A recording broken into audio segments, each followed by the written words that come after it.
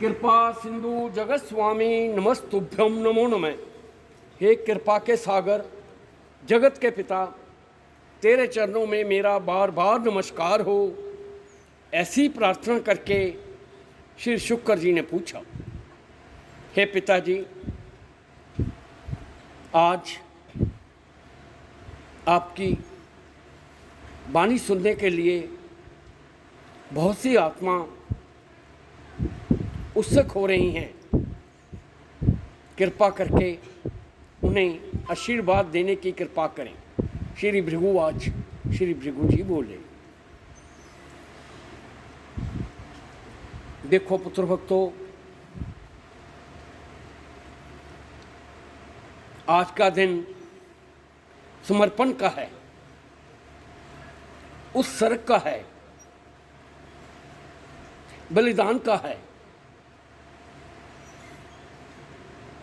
आज शिष्य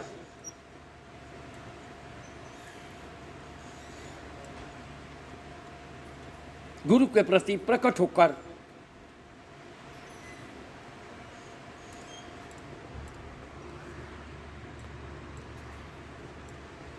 आशीर्वाद पाने के लिए उत्सुक है। आज आकाश में चंद्रमा पूर्णता पर है और गुरु बादल बनकर बरस रहा है। शिष्य मगन होकर अपने गुरु के आशीर्वाद पाकर धन्य हो रहा है। जब शिष्य में ऐसी पात्रता आ जाती है, गुरु उत्सुक रहता है, कब मैं अपने शिष्य को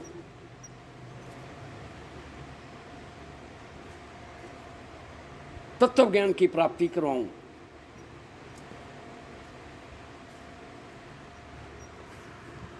गुरु अपने शिष्य के प्रति बेचैन होता है। जैसे कुम्हार सुंदर मटके बनाने के लिए बेचैन होता है, वह मटके में एक हाथ भीतर रखता है, ऊपर से प्रहार करता है। ये भी ध्यान रखता है कहीं मटका टूट ना जाए। फिर धूप में सुखाता है, अग्नि में तपाता है, तब जाकर वे मटका अपने में शीतल जल रखने की क्षमता रखता है।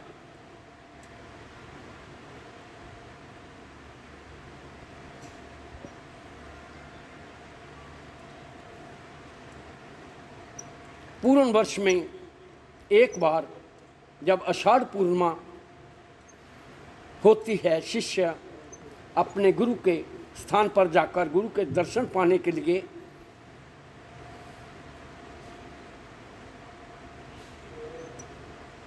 श्रद्धा भावना से जाता है। गुरु प्रसन्न होकर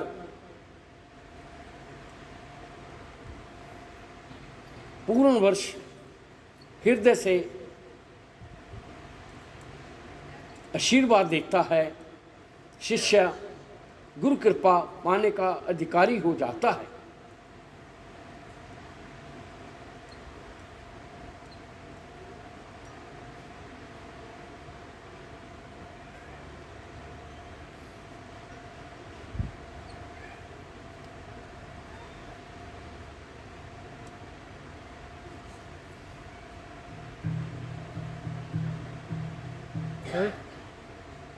पाने का अधिकारी हो जाता है।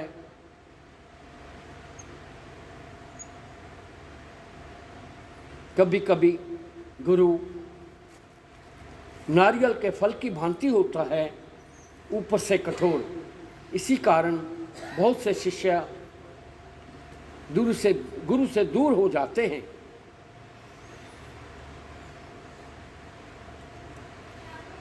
देखो पुत्र भक्तों, कली काल में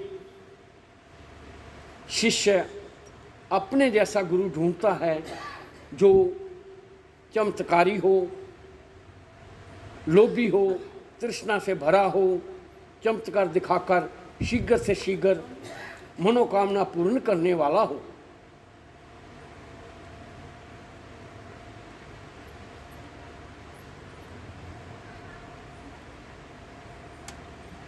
जब किंचित मात्र भी मन के मुताबिक भौतिक सुख नहीं मिलते तो गुरु की निंदा होनी शुरू हो जाती है। यही से पतन, गुरु से पतन होना शुरू हो जाता है। गुरु साक्षात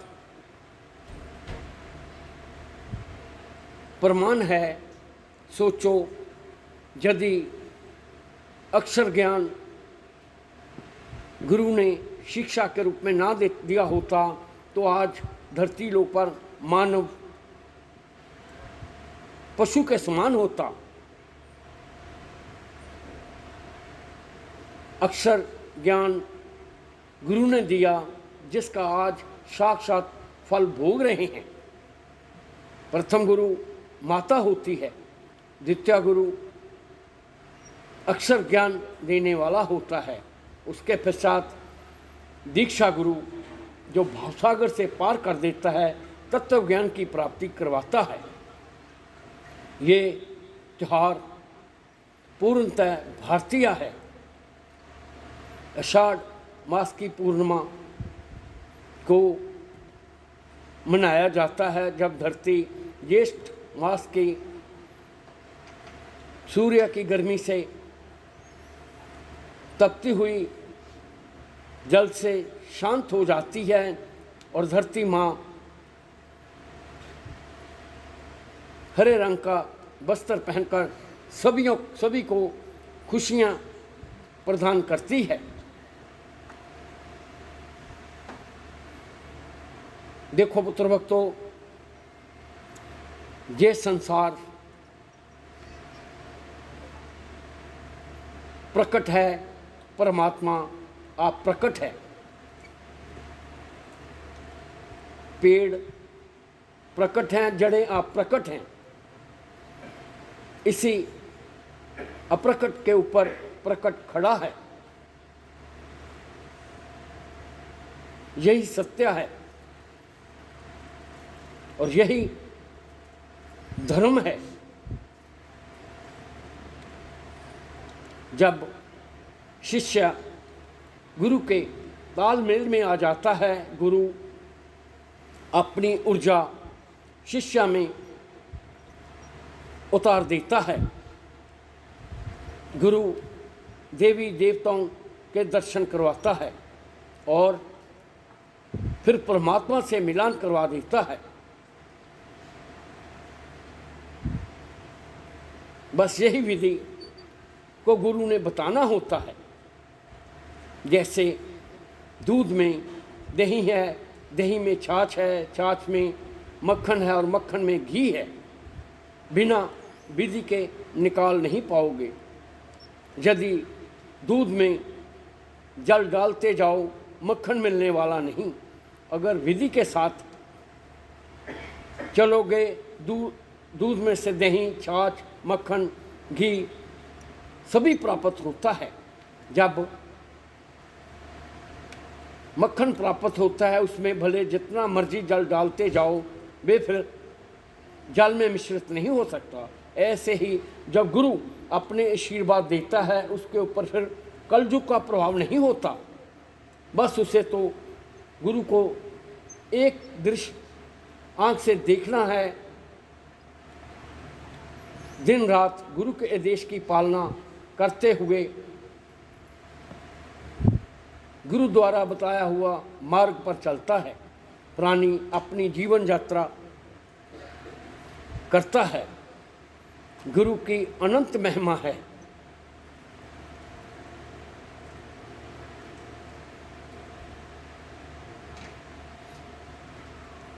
यदि किसी साधारण व्यक्ति से भी पूछा जाए तो वह भी ये कहेगा गुरु सब कुछ देने वाला है। यदि उसी व्यक्ति से पूछा जाए क्या तुम गुरु की आज्ञा का पालन करते हो, तब यदि वह व्यक्ति कहे हाँ मैं आज्ञा का पालन करता हूँ, तो वे असत्य है। यदि मौन रह जाए तो समझना वे सत्य है। गुरु की सेवा करके गुरु के हृदय में अपना स्थान बना लेता है, लेकिन करोड़ों भक्तों में से एक आध ही भगत ऐसा होता है जो गुरु के चरणों में रहकर गुरु की सेवा करता है और गुरु कृपा को प्राप्त होता है। गुरु फिर परमात्मा से मिलान करवा देता है। इस धरती से मोक्ष का क्षय हो जाता है।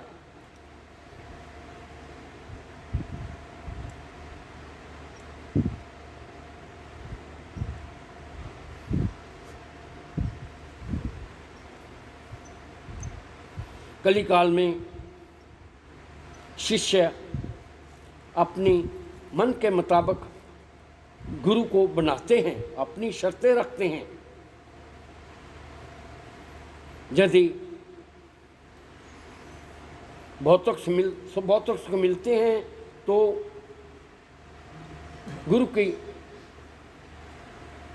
प्रति एक एहसान सा करते हैं। देखो मैंने अपना घर द्वार छोड़कर गुरु की निष्काम सेवा की। यदि मन के प्रति किंचित मात्र भी विपरीत होता है, गुरु की मुख से मिथ्या निंदा होनी शुरू हो जाती है। पूछा जाए आपने गुरु को क्या दिया, क्या गुरु की आज्ञा का पालन किया, क्या गुरु के दिशा निर्देश मार्गदर्शन पर चले, नहीं चले। यदि मार्गदर्शन पर चलते रहते तो गुरु अपने हृदय से के साथ लगाए रखता। देखो पुत्र भक्तों, गुरु पूर्णिमा का दिन विशेष दिन है। इस दिन वेद व्यास जी ने धरती लोक पर रह रहे आत्माओं के लिए एक वेद से 4 वेद उत्पन्न किए थे, जिससे धरती लोक पर रह रही मानव जाति ज्ञान की प्राप्ति कर रही है।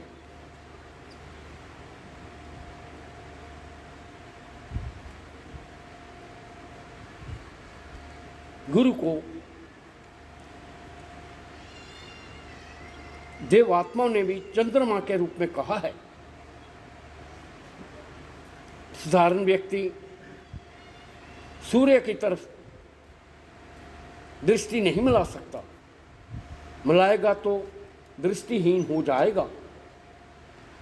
हाँ, यदि साधारण व्यक्ति चंद्रमा के साथ दृष्टि मिलाएगा तो उसे शीतलता प्राप्त होगी, जबकि चंद्रमा की अपनी रोशनी तो होती ही नहीं, वे तो सूर्य से प्राप्त करता है और शीतलता प्रदान कर देता है।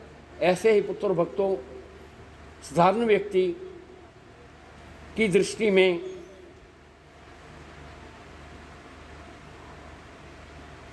देव आत्माओं के दर्शन नहीं हो सकते, क्योंकि देव आत्मा बहुत ही तप के रूप में होती हैं। उनसे दृष्टि मिलाना स्वयं को समाप्त करना है। गुरु को देव आत्मा शक्ति प्रदान करती हैं और उस ऊर्जा से अपने शिष्यों का गुरु कल्याण करता है। धरती लोक पर साक्षात गुरु भगवान के रूप में है। एक बार गुरु से मांगकर तो देखो। गुरु तो हर समय देने के लिए तत्पर रहता है, लेकिन पात्र को पात्र देखकर ही आशीर्वाद देता है। कलिकाल में बहुत से शिष्य लोभ में आकर गुरु से बहुत कुछ मांगते हैं। वे ये भूल जाते हैं क्या मैं उस इच्छा के योग्य हूँ भी या नहीं।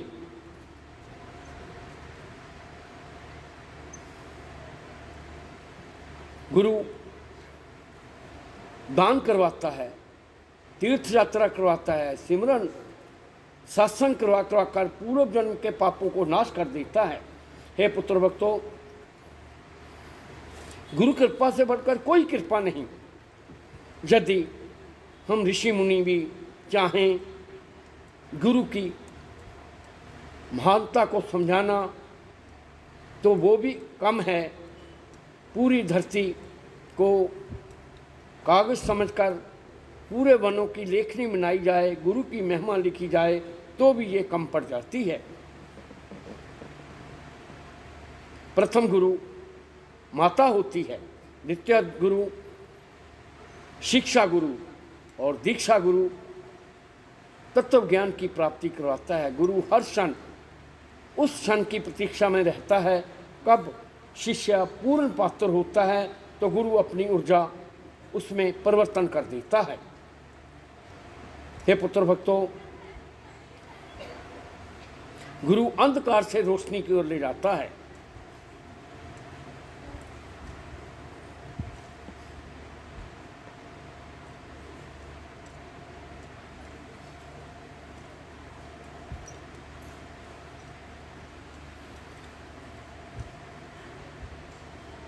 मातृ पितृ और गुरु भले धरती लोक पर सदा रहें या ना रहें, लेकिन आशीर्वाद तो उनका जन्मों जन्मों तक रहता है। देखो पुत्र भक्तों, इस धरती लोक पर जो भी उत्पन्न हुआ उसने एक दिन समाप्त होना है। उन प्राणियों को, विशेषकर मानव जाति को जिसे बुद्धि दी गई है, अपने आप को भाग्यवान समझना चाहिए। मानव जूनी में भी आकर यदि गुरु कृपा को प्राप्त नहीं किया फिर घोर नरक की ओर धकेल दिए जाओगे। मैं बार बार कहता रहता हूँ, कर्म प्रधान है। कर्म करते हुए हर प्राणी स्वतंत्र है। कर्म होने के पश्चात कर्म सूत्र के साथ बंध जाता है, फिर कर्म फल भोगना पड़ता है। गुरु तो केवल शुभ कर्म करवाता है जिससे कि पापों का नाश होता है। देखा जाए जितनी भी विघ्न बाधाएं हैं, ये पूर्व जन्म के किए हुए पापों की सजा है जो किसी ना किसी रूप में भोगनी पड़ती है। लेकिन शुभ कर्म करने से पाप कर्म नाश होते हैं। जैसे लोहा लोहे को काट देता है, ऐसे ही शुभ कर्म पापों का नाश कर देते हैं। बिना गुरु के इस मार्ग को कोई बता नहीं सकता। कली काल में कदम कदम पर कलयुग के प्रभाव से गुरु बने बैठे हुए हैं। हे पुत्र भक्तों, गुरु धारण करने से पहले अच्छी तरह विचार कर लेना चाहिए। गुरु धारण होने के पश्चात गुरु भले पूर्ण ऐबों के साथ भरा हुआ हो, उसकी निंदा करनी तो परे की बात, निंदा सुनने से भी पापों के भागी हो जाते हैं। देखो पुत्र भक्तों, मैंने इस ग्रंथ की रचना परोपकार के लिए की। उन आत्माओं को प्रेरित करके अपने दरबार में बुलाकर अपने वाचक पुत्रों से अक्षर रूपी वाणी से मार्गदर्शन करवाता रहता हूँ। देखा जाए जब मेरे वाचक मेरी वाणी को पढ़ते हैं, वे मेरी ही आत्मा उनमें प्रवेश होती है और मैं उन्हें ऊर्जा प्रदान करता रहता हूँ। वाणी का पढ़ने का अधिकारी केवल वाचक होता है, उन्हें ही अधिकार प्राप्त होता है।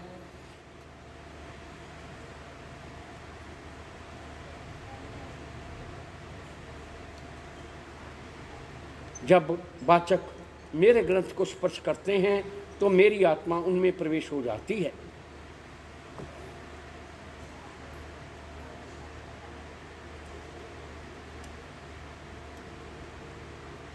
हम देवात्मा धन के भूखे नहीं होते, लेकिन कलयुग के प्रभाव से बहुत से स्थान पर मेरे नाम का सहारा लेते हैं जगह जगह ज्योतिष केंद्र प्राप्त होंगे, ज्योतिष विद्या ज्योतिषालय होंगी, लेकिन मेरा ग्रंथ कहीं कहीं पर ही होगा। अब तो मैंने सैन नगरी में अपने ताम्र ग्रंथ प्रदान करके अपने भक्तों को मन की संशय को दूर कर रहा हूँ, क्योंकि कली काल में बहुत से भविष्यवक्ता ये कहेंगे हमारे पास ग्रंथ है केवल धन की प्यास बुझाने के लिए। हे पुत्र भक्तों, और सुनो, जब मेरे वाचक लोभ में आकर मेरी वाणी में अपनी वाणी का प्रवाह करते हैं तो वे अपने पाप कर्म संचित कर देते हैं।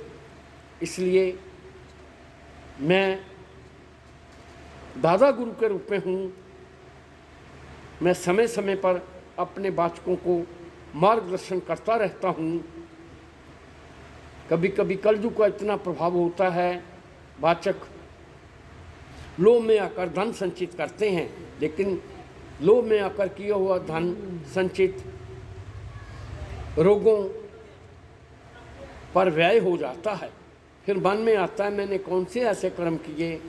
हे पुत्र भक्तों, कर्म प्रधान है, कर्म की गति विचित्र है, ये जन्मों जन्मों तक पीछा नहीं छोड़ती। जो आत्मा गुरु स्थान देव स्थान पर जाकर रमन करते रहते हैं उनके पापों का नाश होता रहता है और गुरु कृपा से नव पाप कर्म संचित नहीं होते। क्षण क्षण गुरु शुभ कर्म करवा कर पापों का नाश करता है। हे पुत्र भक्तों, इस धरती लोक पर जितनी भी आत्मा देख रहे हो सभी अपने अपने कर्म फल को भोग रहे हैं। कोई राजा है तो कोई रंक के रूप में है, लेकिन देव आत्मा तो सदा औरों का कल्याण चाहती हैं।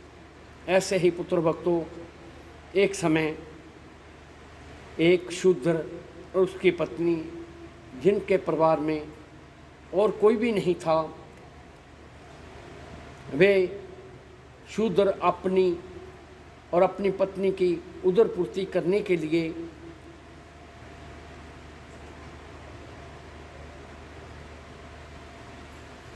जूते इत्यादि बनाता था। शूद्र होने के कारण उसे किसी भी कुएं से जहाँ नदी से जल लेने का भी अधिकार नहीं था। इसलिए उस शूद्र ने अपनी एक किंचित मात्र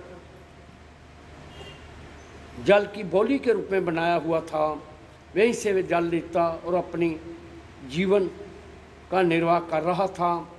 तब उसकी पत्नी ने कहा, हे पतिवर, ये जीवन भी क्या जीवन है। एक तो दरिद्रता, दूसरा हम नीच जाति में कोई भी हमें समाज में शोभा नहीं देता। तब पति ने कहा, तो इसमें हमारा दोष नहीं है, ये हमारे कर्मों का ही फल है। यदि अब भी हम मन में ये सोच लें किसी की आत्मा को दुखी नहीं करना, तो हो सकता है कल्याण हो जाए, इह लोग परलोक दोनों ही सुधर जाएं। तब क्या था, एक ऐसा साधु भ्रमण करते हुए उनके ग्राम से गुजरा। वे नाम दान के रूप में अपने शिष्यों को दे रहा था। पत्नी ने सोचा, हे पतिवर, हो सकता है इसी में हमारा कल्याण हो, क्यों ना हम भी गुरु से नाम के रूप में धन प्राप्त करें। क्योंकि एक सप्ताह तक पति पत्नी दोनों उस साधु के प्रवचनों को सुनते थे। वह साधु के मन में किंचित मात्र भी लोभ नहीं था। वे एक बार भिक्षा मांगकर अपने उदर पूर्ति करता था। जो पूर्ण ब्रह्मचारी था, जिसने अपना जीवन गृहस्थ जीवन में नहीं बिताया, भक्ति की, तब बहुत तेज था। तब पत्नी ने कहा जैसे आपकी इच्छा। तब दोनों ने गुरु पूर्णिमा के दिन उस साधु से नाम के रूप में प्राप्त कर लिया। अब पति पत्नी दोनों दिन रात सिमरन करने लगे, मन को शांति मिलने लगी और शोभा भी बढ़ने लगी। यहाँ तक कि पहले तो उसके पास कोई जूते इत्यादि बनवाने के लिए नहीं आता था, अब तो उस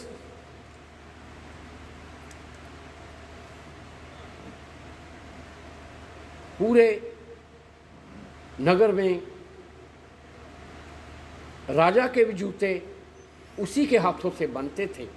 शने शने लक्ष्मी भी आ रही थी, ये गुरु कृपा ही थी। एक दिन वह शूद्र जल लेने के लिए तालाब पर गया तो क्या देखा, वहाँ पर एक बहुत सुंदर कमल का फूल खिला हुआ है। ऐसा सुंदर फूल कमल का कभी देखा नहीं था। सोचा इतने वर्षों से तो यहाँ कभी कमल नहीं हुआ, अब हमारे इस तालाब में ये कमल का फूल कैसे हुआ। पत्नी से पूछा, पत्नी ने कहा पतिवर देखो ये गुरु कृपा ही है। जानते नहीं, जब गुरु ग्राम में से गुजर रहा था तो उन्होंने इस जल से स्नान भी किया था। हो सकता है उसी का आशीर्वाद हो। तब शूद्र ने कहा हमें करना क्या चाहिए, इतना सुंदर कमल का फूल कुछ दिन के पश्चात ये समाप्त हो जाएगा, क्यों ना मैं इसको बाजार में बिक्री कराऊं, इससे धन की प्राप्ति भी होगी। पत्नी कहने लगी जैसे आपकी इच्छा। उस कमल के फूल को तोड़ा और सूर्य उदय होने से पहले ही नगर की ओर चल दिया। उधर सूर्य उदय हो रहा है, उधर राजा का रथ जो स्वर्ण से जड़ित था सूर्य की भांति उसकी ओर आ रहा है। रुका। तब राजा ने कहा सुनो, मेरे को रात गुरु ने स्वप्न में कहा कमल का फूल बहुत सुंदर है, मैं उसे प्राप्त करना चाहता हूँ, और उन्होंने आपके बारे में भी कहा था, इसलिए आप इस कमल के फूल की बताओ कितनी मुद्रा लोगे। तब क्या था, वह शूद्र कहने लगा हे राजन, आप तो जानते हो हम दरिद्र हैं, आपकी जूतों की सेवा करते हैं, आप जो भी उचित समझो वो हमें प्रदान कर दो। तब क्या था, अभी बात चल ही रही थी तो राजा ने कहा मैं तेरे को एक अशरफियों के रूप में प्रदान कर रहा हूँ। एक बार तो शूद्र इतनी मुद्राओं को देखकर हैरान हुआ। अभी बात चल ही रही थी तो उसका वजीर पीछे से पहुंचा और जाकर कहने लगा देखो, मैं तुम्हारे को इस कमल के फूल के बदले में 10,000 अशरफियाँ प्रदान करूँगा। तब तो शूद्र ने कहा इस कमल के फूल में कौन सी ऐसी विशेष है जो इतनी मुद्राएं प्राप्त हो रही हैं। राजा से पूछा है राजा आप इसको क्या करोगे। मैं इसको अपने गुरु को प्रसन्न करूँगा, गुरु के चरणों में रखूँगा। वजीर ने कहा रखूँगा तो मैं भी अपने उस गुरु के ही, जिसने बहुत सी आत्मा का कल्याण किया, अभी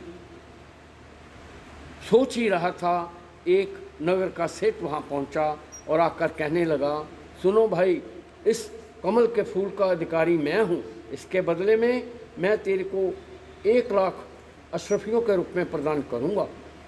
हे सेठ, आप इसको करोगे क्या? मेरा गुरु है ना। बस उसने इस कमल के फूल को पाने के लिए कहा है। ऐसा कमल का फूल बहुत जगह से ढूंढा, नहीं मिला, बस आपके पास है। अब शूद्र के मन में आया, ये इतना कीमती, अगर इसकी और भी मुद्राएं मांग ली जाए तो भी मिल जाएं। तब उसने उसको बिक्री करने से मन हटा लिया। अपनी पत्नी से विचार विमर्श किया और कहने लगा,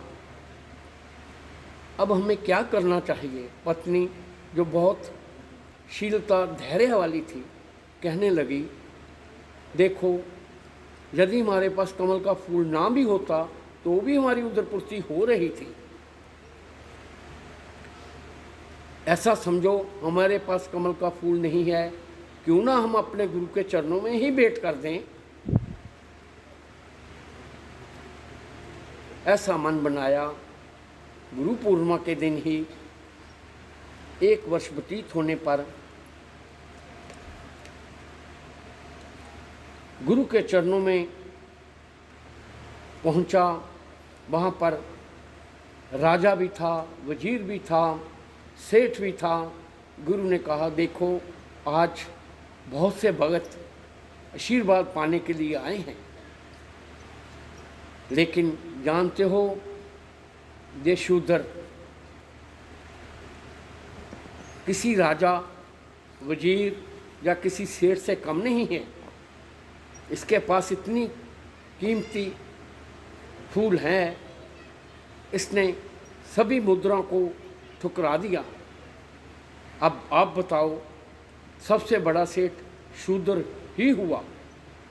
तब गुरु ने उसको हृदय के साथ लगा लिया। शिष्य और पत्नी यूं ही गुरु के चरणों को स्पर्श किया तो पूरे समाज में उनकी जय जयकार होने लगी। तब पत्नी ने कहा, देखो पतिवर, ये होती है गुरु कृपा। आज से 1 वर्ष पहले हमें कोई जानता नहीं था, अब पूरा समाज हमारी शोभा बढ़ा रहा है। अगर धन ले भी लेते तो ये धन तो यही रह जाना था। ये शोभा, ये शुभ कर्म, ये गुरु के आशीर्वाद जन्मों जन्मों तक साथ जाएंगे। गुरु ने ऐसे आशीर्वाद दिए। तब शूद्र और उसकी पत्नी ने अपना घर द्वार छोड़ दिया, बस गुरु की सेवा करने लगे। गुरु प्रसन्न हुआ। गुरु की जब अंतिम समय आया, तब गुरु ने अपने शिष्य को अपनी ही गद्दी पर विराजमान कर दिया और अपनी पूर्ण ऊर्जा उसी शिष्य में परिवर्तन कर दी। और वह शिष्य ने अपने गुरु का अंतिम संस्कार पूर्ण विधि के साथ समाधि के रूप में किया। गुरु कृपा से अब तो बहुत दूर दूर से राजा, रंक सभी उस स्थान पर नमन करने के लिए आने लगे। तब पत्नी ने कहा, हे पतिदेव, अब राजा से जितना चाहो धन ले लो, वजीर को आदेश दो, इतना धन चाहिए। शूद्र कहने लगा, करेंगे क्या? भोजन ही तो करना है, वस्त्र ही तो पहनने हैं, वो हमें मिल रहे हैं, भोजन स्वादिष्ट मिल रहा है, शोभा बढ़ रही है, हम धन को लेकर क्या करेंगे? बस अब तो गुरु के आगे प्रार्थना है, गुरुदेव जो भी हमें यहाँ गुरु समझकर आता है, आप उनके ऊपर कृपा करना, आपकी ऊर्जा मेरे में बनी रहे, मैं औरों का कल्याण करता जाऊँ, औरों का कल्याण करते करते मैं मोक्ष को प्राप्त हो जाऊँ। हे पुत्र भक्तों, ऐसे होते हैं शिष्य के शुभ विचार। गुरु कृपा से शिष्य राजा के रूप में हो जाता है। जो शिष्य अपने गुरु की निंदा करता है, वे नर्क द्वार में पहुंच जाता है। हे पुत्र भक्तों, धरती लोक पर यदि साक्षात भगवान के रूप में दर्शन करना चाहते हो तो अपने गुरु के ही करो। गुरु में ही सब कुछ है। इसीलिए तो कहा गया है, गुरु ब्रह्मा गुरु विष्णु गुरु महेश्वर गुरु पार ब्रह्म। हे पुत्र भक्तों, गुरु सबसे ऊपर है। गुरु को ढूंढने के लिए अपने विचार शुद्ध करो, गुरु के बताए मार्गदर्शन पर चलो। यही आज के फल का उद्देश्य है। गुरु पूर्णिमा के दिन मैं आशीर्वादों के रूप में प्रदान कर रहा हूँ। हे पुत्र भक्तों, जैसा कि मैंने वाचक को आदेश दिया था, सूक्ष्म रूप में ही भंडारे के रूप में हो, लेकिन मेरा पुत्र, मेरा भगत कहाँ मानने वाला था। ना करते हुए भी भंडारों के रूप में हुए, सत्संग हुआ। देखो पुत्र भक्तों, हम देव आत्माओं के किंचित मात्र में बहुत कुछ छुपा होता है। जैसे किंचित मात्र बीज में बट का पेड़ छुपा होता है। कोई कहे इसमें से बट का पेड़ होगा तो कोई भी विश्वास नहीं करता। समय आने पर बीज अंकुरित होता है, पौधा बनता है, पौधे से पेड़, पेड़ से विशाल पेड़ हो जाता है। ऐसे ही देवात्माओं के आशीर्वाद होते हैं। किंचित मात्र में भी बहुत कुछ छुपा होता है। हे पुत्र भक्तों, आज के दिन जो मेरे भंडारे में से प्रसाद के रूप में ग्रहण करेगा, उनके पापों का नाश होगा। गुरु स्थान पर आने से, गुरु की वाणी सुनने से पाप पुण्य पापों के ढेरों के ढेर नाश हो रहे हैं। जैसे मातृ पितृ देवो भाव, अतिथि देवो भाव, ऐसे ही पुत्र भक्तों गुरु को भी देवो भाव के रूप में माना जाए तो उसमें कोई भी गलत नहीं है। गुरु को हर क्षण अपने हृदय में उतारो, और गुरु जब शिष्य को अपने हृदय में उतार देता है तो पुत्रों इहलोक परलोक सुधर जाते हैं। गुरु कृपा को प्राप्त करते जाओ। इसी में ही सब कुछ छुपा हुआ है। जिस भी आत्मा ने गुरु के ऊपर अपनी चिंताएं छोड़ दी, गुरु शुभ कर्म करवाकर उनके पापों का नाश करवाकर फिर विघ्न बाधाएं दूर होती हैं, इहलोक परलोक दोनों ही सुधर जाते हैं। बैठी हुई सभी आत्मा आज मेरी दृष्टि में है। आज मेरी आत्मा बहुत प्रसन्न है। और जैसे कि मैंने पहले इस फल में कहा, आज वाचक गुरु के रूप में बादल बनकर बरस रहा है आशीर्वादों के रूप में। हे पुत्र भक्तों, आज के दिन जो आत्मा गुरु स्थान पर जाकर गुरु कृपा को प्राप्त करता है, इससे और महान दिन कोई नहीं होता। उन आत्माओं को अपने आप को भाग्यवान समझना चाहिए कि हो वे सभी तरह के संकल्प भेटा अपने हाथों में लेकर अब मेरी आत्मा वैकुंठ लोक की ओर जाएगी। इसलिए अपनी वाणी को विराम दे रहा हूँ। हे वाचक पुत्र, जो आज मैंने विभूत के रूप में प्रसाद दिया, इस विभूत का सभी बैठी हुई मानव जाति को तिल के रूप में करना चाहिए, जिससे कि उनका तप तेज हो सके, भक्ति में वृद्धि हो सके, भाग्य में परिवर्तन हो जाए। ऐसे आशीर्वाद देकर अपनी वाणी को विराम दे रहा हूँ। सभी को मेरे बहुत बहुत आशीर्वाद। इति शुभ। बोलो श्री भृगु जी